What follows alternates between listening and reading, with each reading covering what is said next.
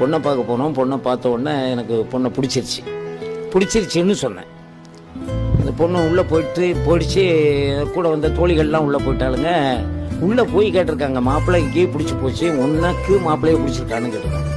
எங்கே அவனை பிடிச்சிருக்கான்? அவன் வடக்க பார்க்குற மாதிரி தெற்க பார்க்குறான், எங்கேயோ பார்க்குற மாதிரி என்ன பார்க்குறான், இவனை கட்டிக்கிட்டு என்ன இளவு கொட்டான்னு நாளாம்.